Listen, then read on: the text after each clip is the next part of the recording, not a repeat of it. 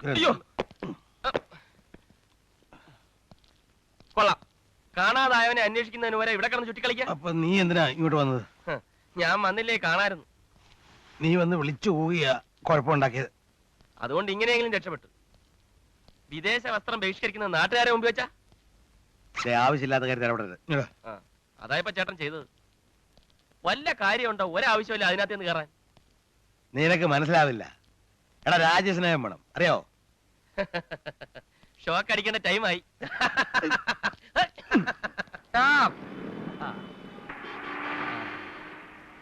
Okay ഇതോടാ പിള്ളേരെ, പോളേ പോടാ. സാറേ, ചെത്തി കിടക്കുവാണോ ചേച്ചി വരെ? പോക്കോ സാറേ. സാർ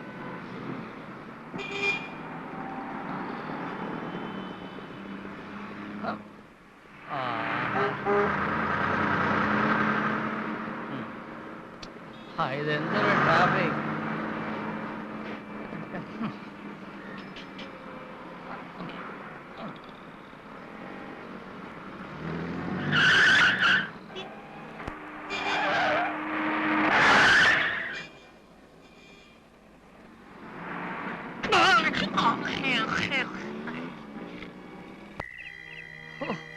വിശന്നിട്ട് കണ്ണ് പൊടിയുന്നു. പൊടിയും വയറ് നിറച്ച് കുടിച്ചതല്ലേ ചേട്ടാ.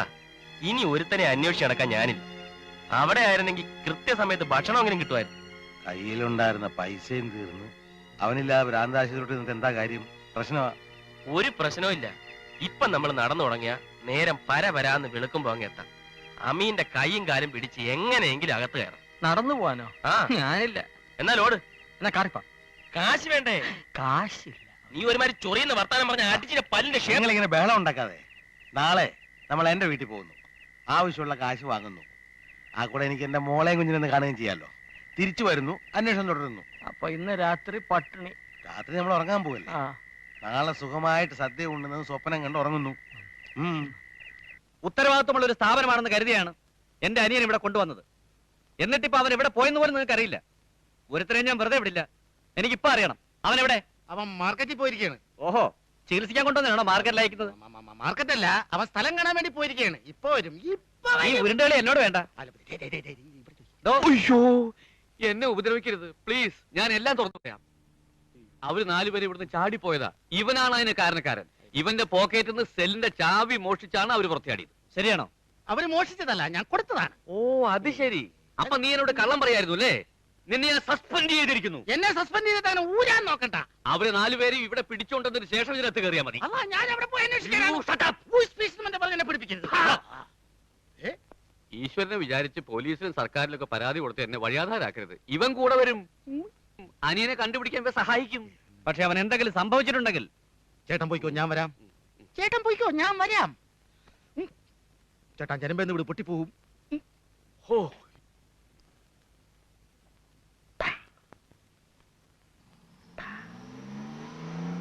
നല്ലോണം നോക്കിക്കോ. ഇതന്നെയാണോ? ആണെന്നാ തോന്നുന്നേ.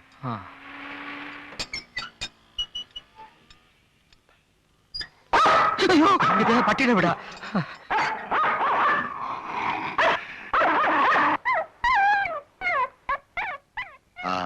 ഇതാ വീട്.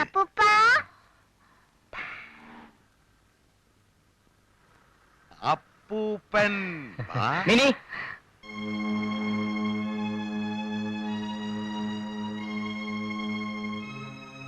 മരുമോനാ, മകളുടെ ഭർത്താവ്. അമ്മാവനെന്തിനാ ഇപ്പൊ ഇങ്ങോട്ട് വന്നേ? നിങ്ങളെല്ലാം ഒന്ന് കാണാന്ന് വിചാരിച്ച്. പിന്നെ എന്റെ കാശില്ല.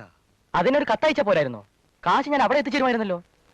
അന്നേരം എന്റെ മോളെ, വാ മോളെ, അപ്പൂപ്പൻ ചോദിക്കട്ടെ. മിനി, അതോ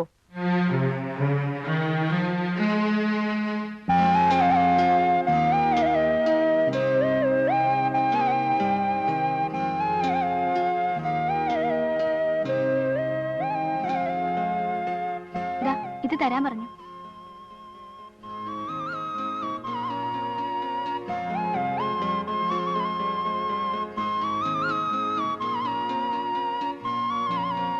മോള് വാ.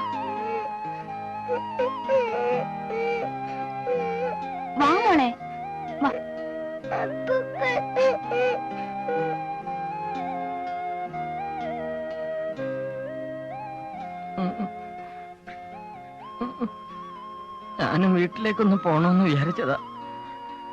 ഇനി പോണ്ടല്ലേ?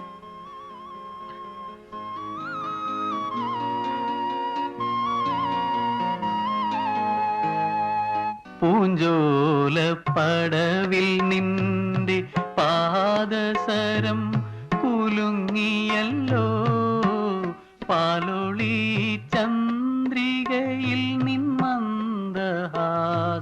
കണ്ടുവല്ലോ, പാതിരാക്കാറ്റിൽ നിന്റെ പട്ടുറുമാലിളകിയല്ലോ, പാതിരാക്കാറ്റിൽ നിന്റെ പട്ടുറുമാലിളകിയല്ലോ, താമസമെന്തേ വരുവാൻ പ്രാണസഖി എന്റെ മുന്നിൽ, താമസമെന്തേ അണയാൻ പ്രേമമായി എന്റെ കണ്ണിൽ, താമസമെന്തേ വരുവാൻ പ്രാണസഖി എന്റെ മുന്നിൽ. ഞാൻ ഓടി, നീ ഓടിക്കോ, ഞാൻ ഓട്ടോറിക്ഷ വരാം. ആണോ?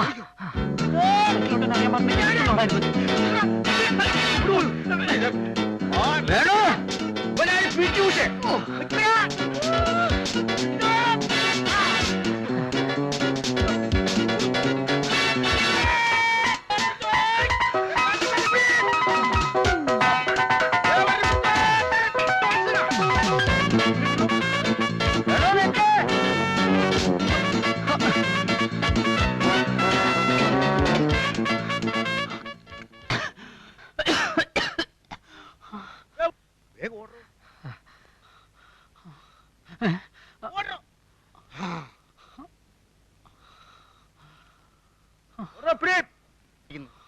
അതെടുത്തോണ്ട് വാ. ഞാൻ പോട്ടെ.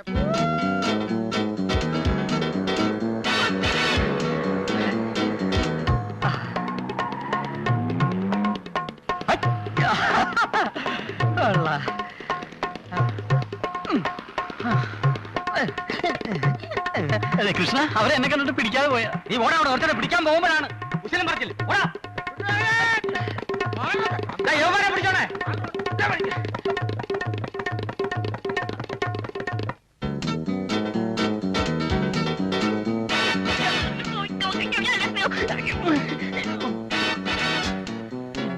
വേണു,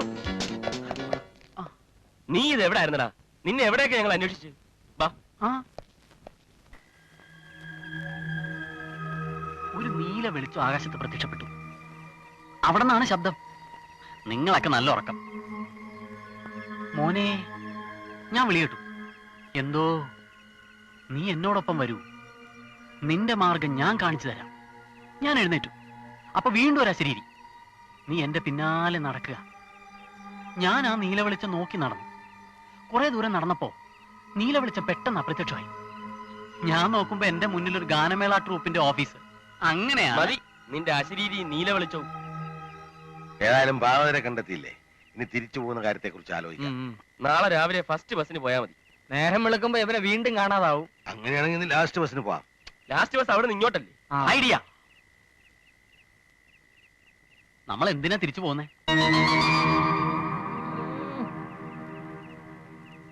തിരിച്ചു പോകാതെ പിന്നെ ഇതിനാണ് ഭ്രാന്തെന്ന് പറയുന്നത്. അവന് പറയാനുള്ള അവസരം കൊടുക്കേ. ചേട്ടാ, നമ്മളിപ്പോ ഇവിടെ ഇരിക്കല്ലേ? ഇവിടെ ഇപ്പൊ ഷോക്കില്ല, ആരും പൂട്ടിയിടാനില്ല. ഇഷ്ടം പോലെ എവിടെ വേണേലും പോവാം, എത്ര പാട്ട് വേണേലും പാടാം. സ്റ്റോപ്പ് എന്നും പറഞ്ഞ ആരും വരില്ല. 3 നേരം കഴിക്കണ്ടേ? അതിന് കാശ് എവിടുന്നാ? കാശുണ്ടാക്കണം. കാശുണ്ടാക്കുന്നത് എങ്ങനെയാ നിനക്ക് അറിയാവോ? അതല്ല ചേട്ടാ, അധ്വാനിക്കണമെന്ന്. അതെ, നമ്മൾ എന്തെങ്കിലും ജോലി ചെയ്യണം. അതിന് നമ്മക്കാര് ജോലി തരാനാ? അതെ, ഞാൻ നല്ല ഒന്നാന്തരം മെക്കാനിക്കാ. എനിക്ക് എവിടെ പോയാലും ജോലി ഉറപ്പാ.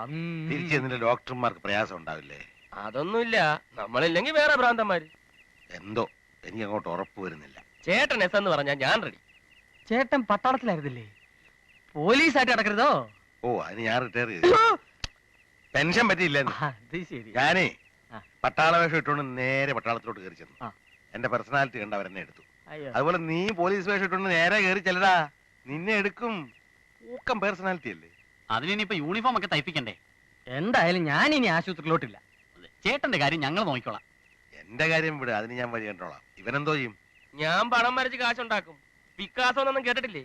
അതിന് പിക്കാസ് വായിക്കാനുള്ള കാശ് വേണ്ടേ?